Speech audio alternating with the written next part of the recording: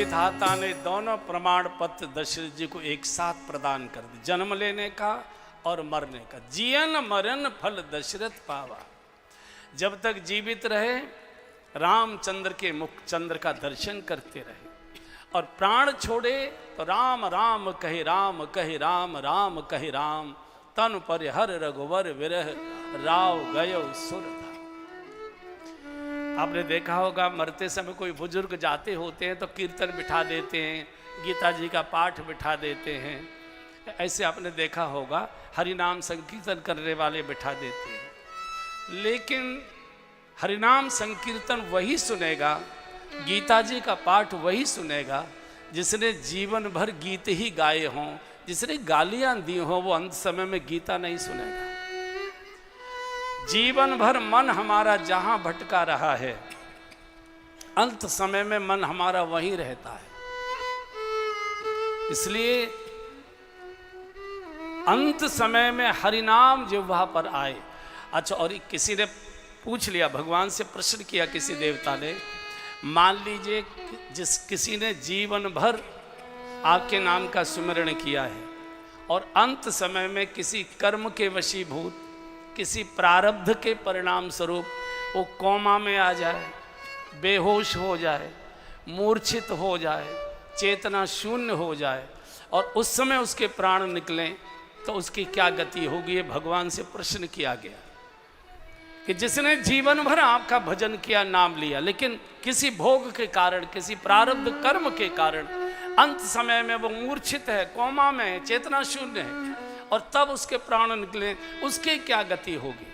भगवान ने कहा कि उसकी भी सदगति निश्चित होगी। कारण जिसने अपने जीवन भर मेरे नाम का सुमिरण किया है और अंत समय में वो किसी कारण से मेरा नाम लेने में असमर्थ है, तो उसकी ओर से उसके पास बैठकर हरिनाम मैं लेता हूँ, ये जिम्मेदारी मेरी हुआ करती है।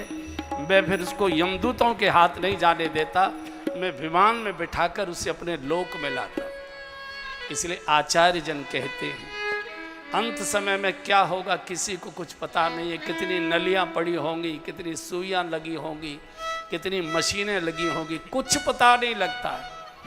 ऐसा मानना चाहिए अंत कभी भी हो सकता है। इसलिए अंत समय में हरिनाम जिह्वा पर आए, इसका एक ही तरीका है कि अभी से लेना प्रारंभ करो। श्री राधे गोपाल भज मन श्री राधे, राधे श्री राधे गोपाल भज मन श्री राधे, राधे श्री राधे गोपाल भज मन श्री राधे, श्री राधे गोपाल भज मन श्री राधे। श्री राधे जय जय राधे राधे, श्री राधे जय जय राधे, ओ राधे श्री राधे जय जय राधे राधे,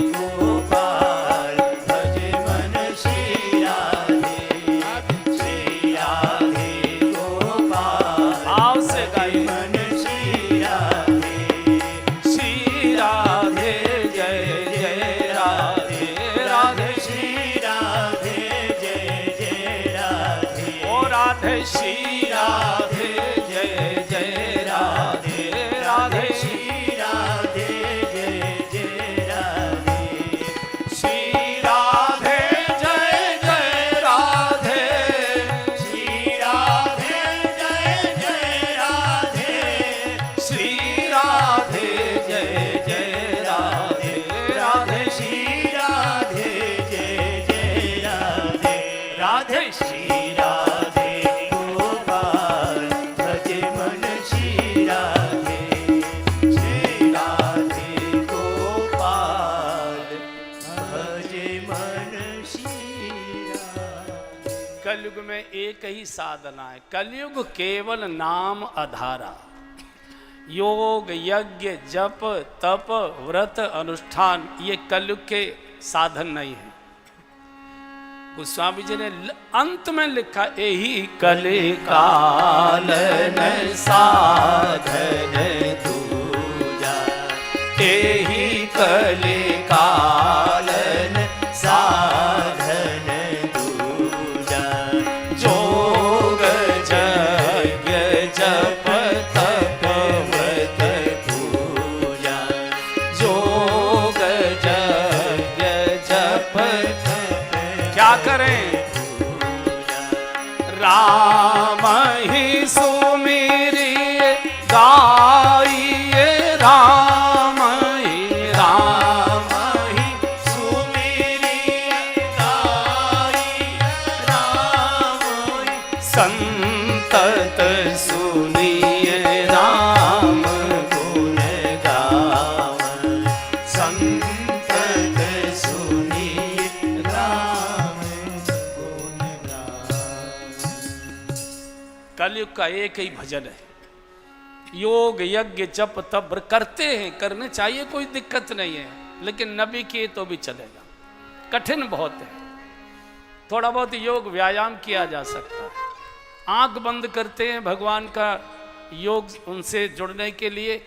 10 साल पहले किसी ने गाली दी थी, वो आंखों के सामने खड़ा दिखाई देने लगता है, वही याद आने लगती है। जैसे हर मौसम के कपड़े अलग होते हैं, जैसे हर मौसम का भोजन अलग होता है, ऐसे हर मौसम का भजन भी अलग होता है। कलयुग का मौसम है उठते बैठते सोते जागते चलते फिरते खाते पीते नहाए बेनहाए मन से बेमन से भाव को भाव अनघ आदर्श भाव को भाव अनघ आलस नाम जपत मंगल दिशि दशहु नाम जपत मंगल दिशि दशहु दिवसहु राम नाम जय कहि दिवसहु राम नाम जय कहि जन्म अनेक रचित अग्रदहि जन्म अनेक रचित बिजली के तार को हाथ जोड़कर छुओगे तो भी झटका मारेगी और अनजाने में छुओगे तो भी झटका मारेगी। डॉक्टर साहब दवाई देते हैं, ये नहीं कहते मंदिर में जाकर बैठकर दवाई खाओगे तभी फायदा करेगी। डॉक्टर साहब कहते जैसे हो एक बार पुड़िया पेट में चली जानी चाहिए, टैबलेट पेट में चली जानी चाहिए, लाभ ही होगा। भाव कुभाव अनख आलस हो नाम जपत मंगल दिशि दशहु। कलयुग का एक में भजन है। उठते बैठते सोते जागते चलते फिरते खाते पीते नहाए बिना नहाए मन से बेमन से जैसे भी राम राम कही जे जमुहाई। अगर जमुहाई कहते में भी मुंह से राम निकल गया तो भी कल्याण होता।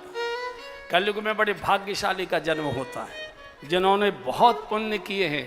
लोग कहते हैं जिन्होंने पाप किए उनका कलयुग में जन्म, बिल्कुल गलत कहते हैं। जिन्होंने पाप किए उनका जन्म सतयुग में होता है। सतयुग की आयु 1,00,000 वर्ष। अब 1,00,000 वर्ष की आयु में 70-80 हजार वर्ष जब तक योग साधना नाक बंद करके सांस खींचोगे छोड़ोगे नहीं तब तक भगवत कृपा नहीं होती। त्रेता शुरू हुआ, 1 ब्रह्मा जी ने हटा दिया, 10,000 साल। 10,000 वर्ष की आयु में अगर 8-9 हजार साल स्वाहा स्वाहा यज्ञ नहीं करोगे, भगवत कृपा नहीं होगी। द्वापर प्रारंभ हुआ, 1 फिर घटा दिया, आयु हो गई 1000 वर्ष। 1000 वर्ष की आयु में भगवान की सेवा पूजा 700-800 साल नहीं करोगे, कृपा नहीं होगी। कल की आयु केवल 100 वर्ष, 100 भी बहुत मुश्किल से पूरी होती है, 100 भी पकड़ने में मुश्किल है। 100 वर्ष की आयु में 100-200 बार भी अगर भगवान का नाम ले लिया, बेड़ा पार हो जाएगा। अब डर लगता है कि ब्रह्मा जी अगला 0 न हटा दें, अगले चुनाव का क्या होगा, है मुश्किल हो। तो कलयुग का भजन है, उठते जैसे भी हो, नहाए बिना नहाए, खाए पिए बिना खाए, कैसे भी किलस्कर भी कहो, कल्याण ही कल्याण। यहाँ से प्रातःकाल वशिष्ठ जी को बुलाया गया। वशिष्ठ जी ने आकर कौशल्या जी को बहुत धैर्योपदेश दिया है। रानी, आप अगर अधीर होगी, अयोध्या को हम बचा नहीं पाएंगे, इस समय कोई नहीं है, राम लखन यहाँ नहीं, भरत शत्रुघ्न यहाँ नहीं, महाराज शरीर छोड़ चुके हैं, अब अयोध्या की सारी जिम्मेदारी आपके ऊपर है, आप धैर्य रखिए, आप राम जननी हैं। ज्ञानोपदेश दिया है।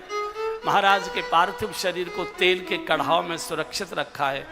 2 धावक बुलाए हैं, जाओ हमारा पत्र लेकर जाओ कैकेयी देश, और भरत को तत्काल अतिशीघ्र बुला कर लाओ। दोनों धावक जब निकले महल से, तेज गति से दौड़ने वाले, तो कौशल्या जी को होश आया, गुरुदेव ये धावक गए क्या? बोले हाँ। नहीं वापस को लौटाइए।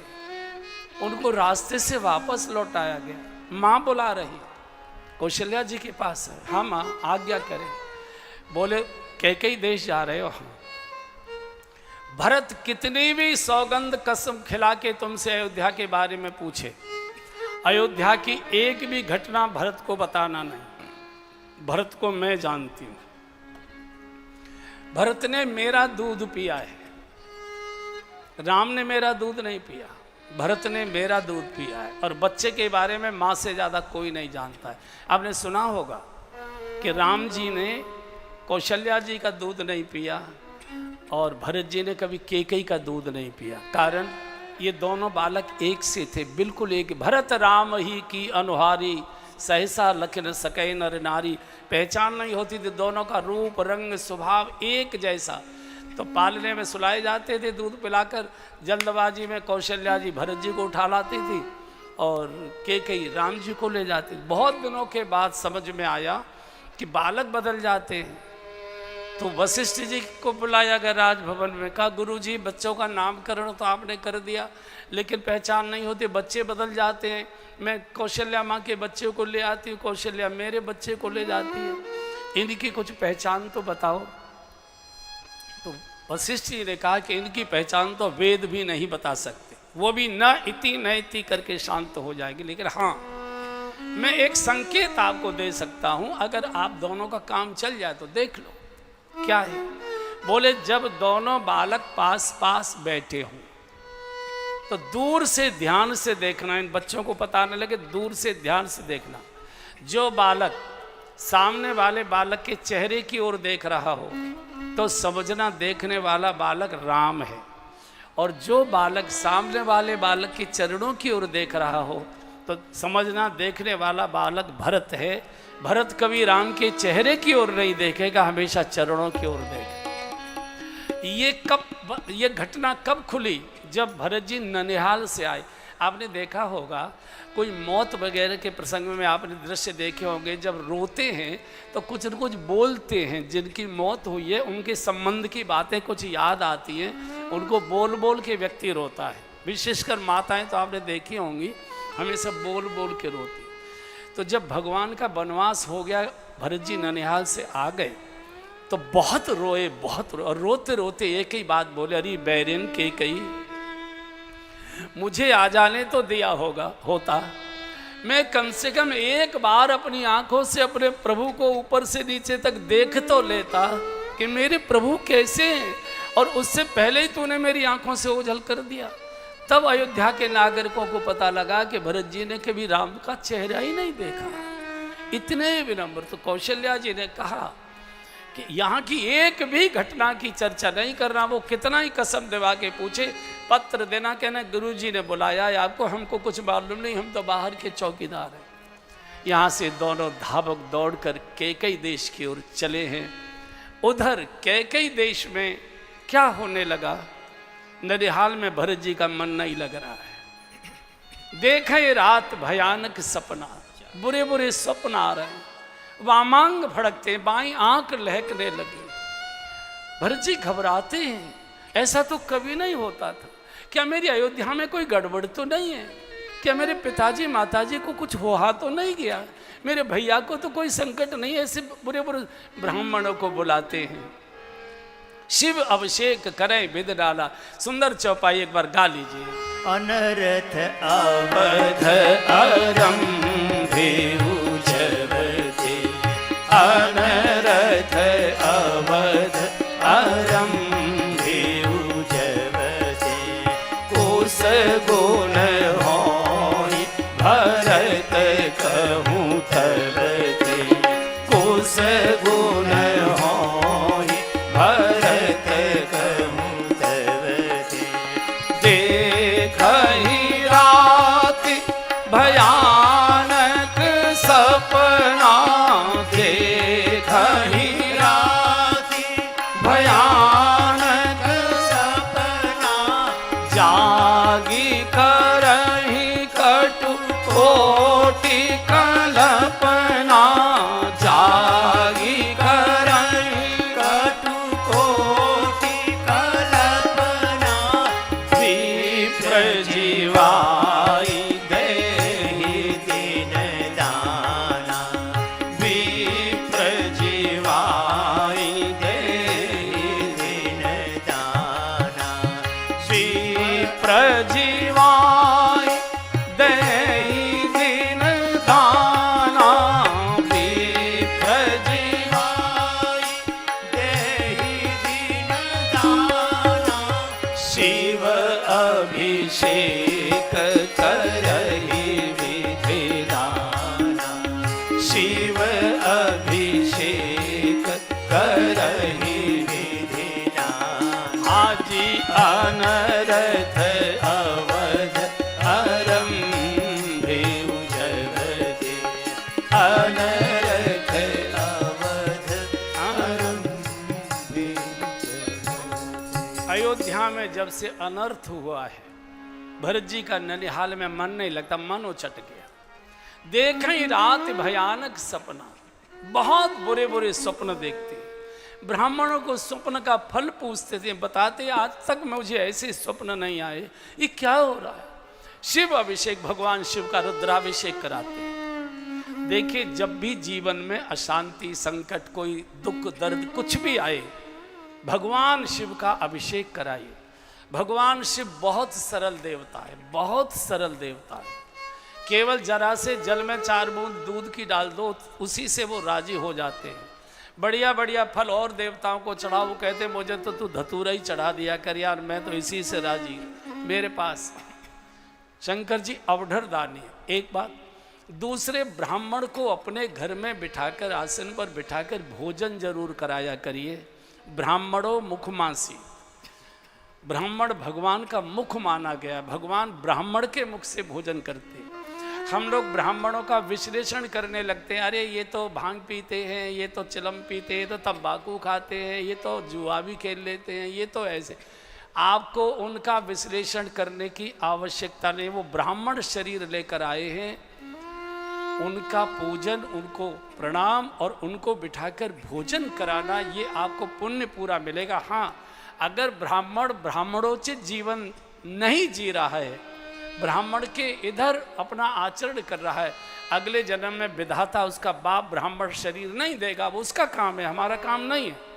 हमको वही पुण्य मिलेगा, वही पुण्य मिलेगा। जब भी संकट आए, भगवान शिव के मंदिर में जाइए, प्रणाम करिए, माथा टेकिए, जो कुछ भी वहाँ ब्राह्मण पुजारी बैठे उनको फल आदि कुछ उनको दीजिए, और एक ही प्रार्थना भगवान भोलेनाथ से करिए, बाबा भोलेनाथ, बाबा भोलेनाथ मेरी नैया को उबारो ना बाबा भोलेनाथ।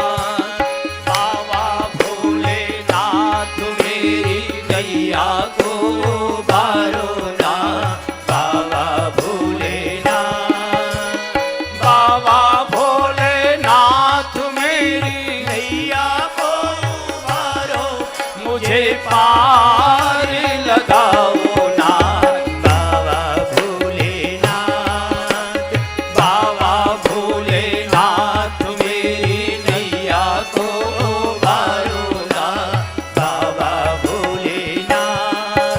तन पे लगाई भस्म सिर चांद सोहे है, सर्पों की माला है।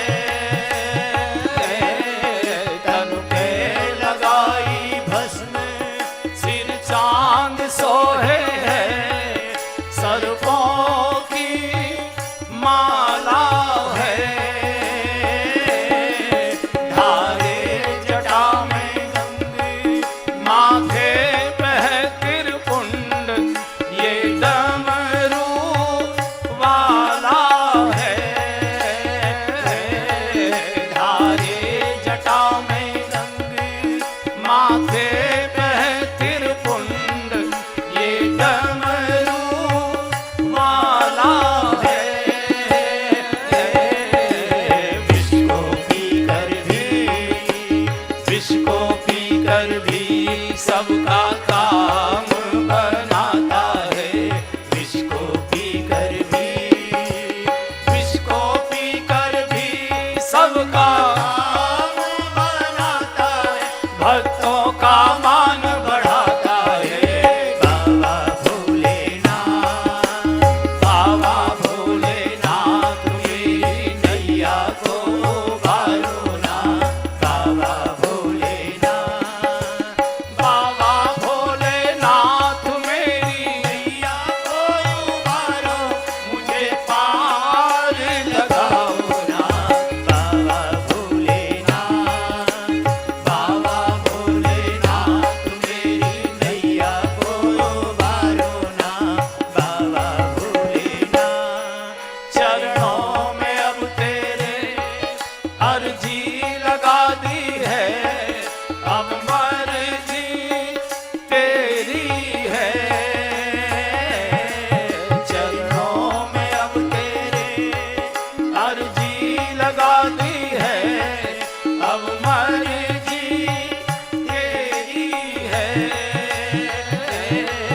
उद्धार कर देना, मुझे माफ कर देना, खता जो मेरी है। बाबा भोलेनाथ मेरी नैया को उबारो ना बाबा भोलेनाथ। बाबा भोलेनाथ, बाबा भोलेनाथ। एक बार बोलिए शंकर भगवान की जय। भैया ये परफ्यूम छिड़कना बंद कर दो थोड़ी देर, बहुत तीखा है। तो हमेशा जब कोई ऐसी अशांति की बात आए, भगवान शिव का अभिषेक करिए, शिव को प्रणाम करिए, ब्राह्मण को घर पर बिठाकर भोजन कराइए। अगर घर पर भोजन कराने की स्थिति मान लो नहीं बनती, तो ब्राह्मण को कुछ न कुछ फल आदि भेंट करिए। आपके हाथ का दिया हुआ वो कुछ खाएगा, आप उसके मुख से अनायास आपके लिए प्रार्थनाएं निकलेंगे, आशीर्वाद निकलेगा। आज की रात इधर दशरथ जी ने प्राण छोड़े, रात्रि के 12 बजे भरत शत्रुघ्न एक ही साथ सो रहे थे, एकदम चीख कर भरत जी बैठ गए। शत्रुघ्न घबरा गए, भैया क्या हुआ क्या हुआ? भरत जी ने कहा, भैया हृदय कहाँ पर आए, लगता है अयोध्या में कोई बहुत बड़ी भीषण दुर्घटना हुई। इतना भयानक स्वप्न कभी नहीं आए। शत्रुघ्न ने कहा, भैया जहाँ प्रेम होता है ना, वहाँ इसी प्रकार के विचार मन में आया करते। जैसे बच्चा कहीं घर से बाहर चला गया 2-4 दिन के, तो माँ के मन में इधर उधर की बातें बहुत आती है, कहीं ऐसा न हो गया, कहीं रास्ता में भटक जाके ऐसा। जहाँ ममता ज़्यादा होती है वहाँ इसी प्रकार के भाव आते। हमारी अयोध्या में कैसे कोई अनर्थ हो सकता है? धर्म धुरंधर गुण निधि ज्ञानी, हमारे पिताजी वहां विराजमान है, सब संकटों के हरण करता भगवान श्री राम जहां विराजमान है, वहां अनर्थ कैसे हो सकता? इस भोले शत्रुघ्न को मालूम नहीं, पिताजी भी नहीं रहे और भगवान भी वन को चले गए। अब तो अनर्थ ही अनर्थ है। सोए नहीं, प्रातःकाल पुनः सारा का सारा ब्राह्मणों को बुलाकर बहुत विधि विधान से रुद्राभिषेक करके दक्षिणा आदि को देकर निवृत्त हुए थे। इतने में तो दोनों धावक अयोध्या से पहुंच गए। महाराज कुमार की जय हो। महाराज, हम श्री अवध से आए हैं, महाराज वशिष्ठ जी ने आपके लिए पत्र भेजा है, ये स्वीकार करें। पत्र तो बाद में पढ़ा, पूछा भैया मेरी अयोध्या में सब कुशल है ना? हाँ। मेरे पिताजी, मेरी सब माताएं, मेरे भैया प्रभु श्री राम लखन सब कुशल है ना? अब जैसे ही कहा पिताजी और भगवान कुछ बोलना चाहते थे, आंखों से आंसू गिरने लगे। भरत जी ने दोनों के कंधे पकड़ ली। क्या बात है भैया, तुम रो क्यों रहे हो? तुम बता क्यों रहे हो? बताओ ना क्या हुआ। बोले नहीं, बहुत दिनों के बाद आपको देखा है ना, इसलिए भाव के आंसू आ गए। सब कुशल हैं, आप शीघ्र चले। लेकिन भरत जी समझ गए कोई बड़ी घटना हुई है। ननिहाल से विदाई मांगी है और रथ में चढ़ने के लिए जैसे ही दाहिना चरण रकाब पर रखा था, एकदम छींक हो गई। भरत जी घबरा गए। मैं चलता था, सारे शकुन मेरे मार्ग में, आज छींक हो रही है। उन्हें ब्राह्मणों को दाना दिख दिया है, सबको प्रणाम करके चले। आज एक भी शकुन मार्ग में नहीं है। सारे जितने प्रकार के अपशकुन हो सकते थे, असगुन हो ही नगर पे ठाया, असगुन हो ही नगर पे ठाया, रटही को भांति कुखेत करारा, रटही को भांति कुखेत करारा, खरसियार बोलहि प्रतिकूला, खरसियार बोलहि प्रतिकूला, सोने सोने होहि भरत मन शूला, सोने सोने होहि भरत मन शूला, नगर नारी सब निकट दुखारी, नगर नारी सब निकट दुखारी, मनहु सबने सब संपत्ति हारी। भयंकर कुसगुन, भयंकर टिटरी बोलने लगे, कुत्ते भौंकने लगे, सियार चिल्लाने लगे, कोई शकुन नहीं। अवध में रथ पहुंचा। वशिष्ठ जी ने समाचार सारी नगर को कर कहा था, कोई खबरदार जब तक भरत राजभवन तक ना आ जाए कोई पास नहीं जाएगा। 6 दिन से भूखे प्यासे पड़े, ऐसे जहां तहां पड़े थे। रथ राजमार्ग में ऐसे देखते हैं, वहीं से सिर हिलाकर जोहार करते, वहीं लुढ़क जाते। भरत जी सोचे क्या हो रहा? अरे मैं इतने दिनों के बाद जा रहा हूं, मैं सोच रहा था मेरी कितनी शोभा यात्रा निकलेगी, कितना मेरे जुलूस के साथ मुझे राजभवन पहुंचाया जाएगा। या तो कोई बड़ी घटना हुई है, या तो मुझसे कोई बड़ा अपराध हुआ है। सीधे केकई के भवन, पूरा मार्केट बंद है आज।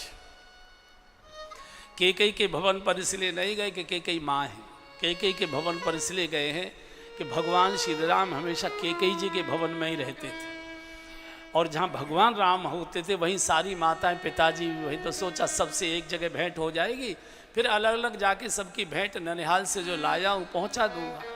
सारा सन्नाटा, मंथरा खड़ी हुई है बिल्कुल सफ़ेद कोटा की साड़ी पहने हुए, बढ़िया, आज तो बड़ी प्रसन्न है। 2 ही प्राणी प्रसन्न है, और जिसके मुख्य द्वार पर कुसंग खड़ा होगा उसे तो कोप भवन ही जाना पड़ेगा। उतरे हैं तो दौड़कर गई है मंथरा, महारानी जी राजकुमार आ गए, राजकुमार भरत भैया आ गए। आरती का थाल लेकर आई है, आरती उतारी है, हाथ पकड़ के रथ से उतारा है, अंदर ले गई, बहुत सुंदर आसन पर बिठाया है मुझे। कई नीचे बैठे। हमारे देश की ये मर्यादा की परंपरा रही है, जवान बेटे के बराबर माँ को भी बैठने के लिए शास्त्र मना करते हैं। माँ जब बेटा जवान हो जाता है तो माँ फिर नीचे ही बैठती है, दूर ही बैठती है। तो भरत जी ने कहा कि माँ मैं आया, सारा बाजार बंद था, ऐसा लगता था कोई लूटपाट हो गई, सब लोग रो रहे थे। बड़ी माँ नहीं दिखाई दे रही, पिताजी नहीं दिखाई दे रहे, भैया राम लखन कहीं नहीं दिखाई दे। क्या बात है, किसी को बताया नहीं कि भरत आ रहा है? मैं तो इतने दिनों के बाद आया, मैं सोच रहा था कितना मेरा स्वागत सत्कार हो गया होगा, क्या मुझसे सब रूठ गए? कई धरती कुरे देने लगी। बोलो ना माँ क्या हुआ? बोले तात बात में सकल सवारी, तात बात में सकल सवारी, भई मंथरा सहाय विचारी, भई मंथरा सहाय विचारी, कछुक काजु विधि बीच बिगारे, कछुक काजु विधि बीच बिगारे, भूपति सुरपति पुर पगुधारे, भूपति सुरपति पुर पगुधारे।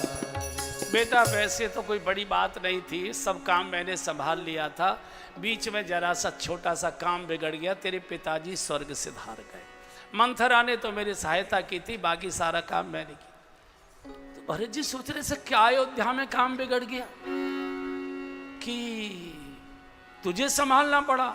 और जैसे ही कहा कि तेरे पिताजी स्वर्ग सिधार गए, ऊंचे आसन पर श्री भरत जी बैठे थे, जैसे ऊंची टेबल पर कोई कांच का कोई मूर्ति रखी हो, गमला रखा हो कांच का, और किसी छोटे बच्चे के थोड़े से धक्के से और वो गिर पड़े कांच का जो गमला आदिक है, कोई मूर्ति, और जैसे खनन करके वो एकदम टुकड़े टुकड़े हो जाती है। भरत जी का वही हाल हो गया। ऊंचे आसन पर बैठ एकदम धड़ाम से गिरे और कितनी जोर जोर से चीखने लगे, तात तात तात पुकारी, तात तात तात पुकारी, परे भूमि तल व्याकुल भाई, परे भूमि तल व्याकुल भाई, चलतन देखन पायहु तोहि, चलतन देखन पायहु तोहि, तातन राम ही सौंपे मोहि, तातन राम ही सौंपे मोहि, तात तात तात पुकारी, तात तात तात पुकारी, परे भूमि तर व्याकुल भारी, व्याकुल भारी, व्याकुल भारी। एकदम धड़ाम से आंगन में गिर पड़े ऊंचे आसन से, हे पिताजी, हे पिताजी, हे पिताजी, तात तात तात पुकारी। बहुत रोए, जैसे किसी मछली को सरोवर से बाहर निकाल कर फेंक दिया जाए, जैसे वो फड़फड़ाती है, ऐसे भरत जी के कैसे लिपट गए, माँ मैं कितना भागा निकला, चलतन देखन पाया हूं तो ही मैं चलते चलते आपको आपका मुख भी नहीं देख पाया। तातन राम कम से कम जाने से पहले मेरा हाथ भैया राम के हाथ में देकर जाते। राम ये भरत मेरा बेटा नहीं है, तेरा बेटा है, इसकी चिंता करना। माँ क्या हो गया था पिताजी को? केकई को तो लगा तो भरत भी हाथ से गया, इतना अधीर। अरे बेटा धैर्य रखो, धैर्य रखो, कोई बात नहीं। पिताजी की तो पक्की उम्र थी, उनको तो जाना ही था। अरे माँ कैसी बात करती हो तुम, बताओ ना क्या हुआ? बोले बात कोई बहुत बड़ी नहीं थी, कच्छू को बात बीच में विधाता ने थोड़ा गड़बड़, वैसे मैंने सब अरे बोलो क्या हो गया था? बोले एक दिन तेरे पिताजी मेरे राजभवन आए थे, उन्होंने कहा था केकई आज हम बहुत प्रसन्न हैं, कल हम राम का राज तिलक कर रहे हैं, हमसे जो मांगो तुम वरदान मांग लो, आज हम बहुत प्रसन्न। मेरे 2 वरदान उन पर उधार थे, मैंने कहा वही पुराने वाले मुझे दे दीजिए। एक वरदान में मैंने तुझे अयोध्या का राज्य मांग लिया, दूसरे वरदान में राम का 14 वर्ष का वनवास मांग लिया। बस वनवास की सूचना सुनकर तेरे पिताजी उसे सहन नहीं कर पाए, राम लखन जानकी वन को गए और उन्होंने प्राण छोड़ दिए। कोई बात नहीं, उनको तो जाना था, पके फल थे, उनको तो गिरना ही गिरना था। अब ये शोक छोड़ो, आज नहीं कल पिताजी जाते और ये राज्य का संचालन, इसको स्वीकार करो। आंखें फटी की फटी रह गई भरत जी की, मुंह खुला का खुला रह गया। ऐसा लगा जैसे गर्दन पकड़ के भरत जी इसको मरोड़ देंगे, इसको मार डालेंगे। एक बार को तो ऐसा लगा कि भरत जी मार, लेकिन हाथ ढीला हो गया, साधु है, मार तो देता लेकिन मुझे कलंक लगेगा। कलंक की भी चिंता नहीं है, मेरे राम लखन से भाई, बस इसके कारण छोड़ रहा हूं। मेरे भैया जब बाजार में निकला करेंगे, दुकानदार वहां से बोला करेंगे जो 2 राजकुमार जा रहे हैं ना आगे वाले सांवले सलोने, इनका एक छोटा भाई भरत, उसने अपनी मां की हत्या कर दी थी। मेरे प्रभु संकोच के कारण से घर से बाहर नहीं निकल पाएंगे, संकोच में छोड़ रहा हूं। अरे बहरन तूने जब तक जैसे ही तेरे मन में विचार आया कि राम का वनवास, तेरे हृदय के टुकड़े क्यों नहीं हो गए, तेरे मुख में कीड़े क्यों नहीं हुए? मेरे कैसे सीधे सरल सरल सुशील धर्म सरल सुशील धर्म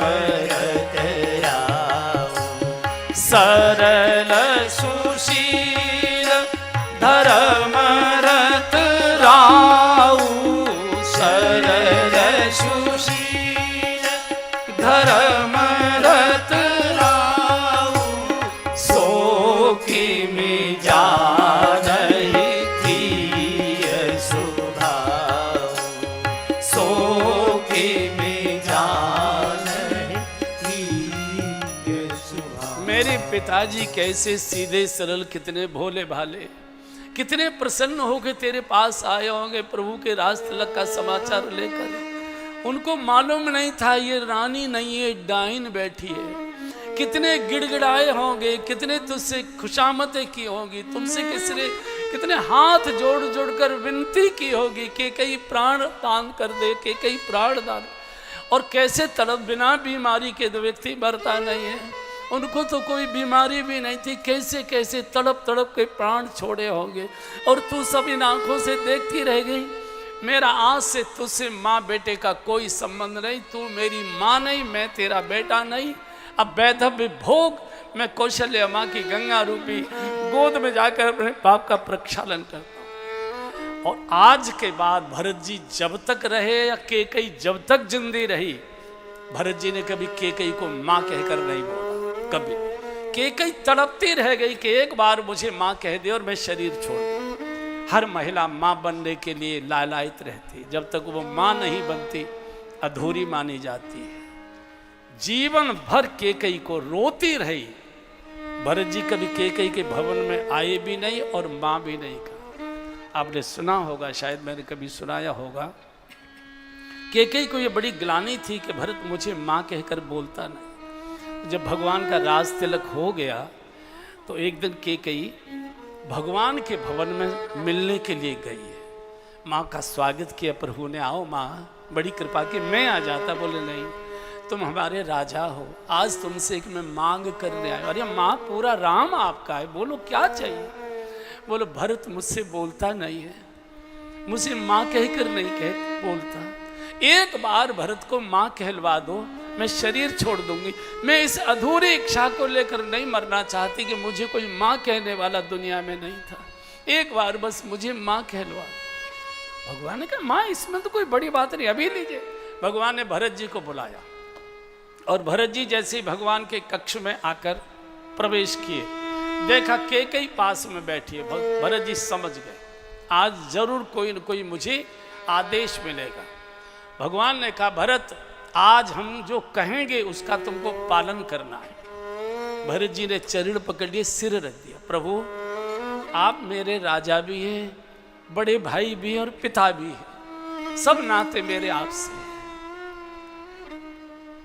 आप जो चाहिए सो करा लीजिए मुझसे, जो चाहिए सो करा लीजिए, लेकिन जो आप मुझसे कहलवाना चाहते हैं वो मेरे मुख से शब्द निकलेगा नहीं। किसी भी महिला की पीड़ा को मैं जानता हूं कि हर महिला माँ कहलाने की इच्छा रखती है कि मुझे कोई माँ कहने वाला हो, मैं ये जानता हूं, लेकिन प्रभु चाहने के बाद भी मेरे मुख से ये शब्द निकलेगा नहीं। जिसने मेरे प्रभु को वनवास करा दिया उसको मैं माँ शब्द से संबोधित कर ही नहीं सकता। आपको जो दंड देना है दे दीजिए, नरक में डाल दीजिए। और निकल गए। कैकेयी जीवन भर इस पाप का प्रायश्चित नहीं कर पाई, तड़पती है। भरत जी ने कहा राम द्रोही से मैं कैसे कोई नाता से, तजिए ताहि कोट वैरी सम, यद्यपि परम सनेही, जाके प्रियन राम वै देही। कौशल्या माँ के भवन में गए हैं, हाहाकार मचा है। माँ ने छाती से लगाया है, भरत रो मत भैया, कब तक रोगे, पिता का संस्कार करो। धूमधाम से महाराज का संस्कार होता है। वशिष्ठ जी ने सारी क्रियाओं को पूर्ण कराने के बाद अवध की एक सार्वजनिक सभा बुलाई है। महाराज का मुकुट सिंहासन पर खाली रखा गया है। पहली बार सार्वजनिक सभा में माताएं भी आई हैं और अब यहाँ वशिष्ठ जी ने महाराज की इच्छा को प्रकट किया है। भरत, पिता की आज्ञा का पालन करना हर पुत्र का धर्म है, कर्तव्य है। एक आज्ञा का पालन राम कर रहे हैं वन में रहकर, दूसरी आज्ञा का पालन तुमको करना है, राज्य को स्वीकार करो। भरत जी खड़े हो गए, गुरुदेव क्षमा करें, क्षमा करें। जब तक इन आंखों से मैं अपने प्रभु के श्री चरण का दर्शन नहीं कर लूंगा, देखे बिन रघुनाथ पद मेरे जिय की जरन न जाए, मैं पहले चित्रकूट जाऊंगा, प्रभु के चरणों में सिर रख के रोऊंगा, उनके दोनों कर कमल अपने शीश पर रखवाऊंगा प्रभु, उसके बाद जो आप कहोगे। और यहाँ से चित्रकूट की यात्रा का शुभारंभ होता है, तैयारी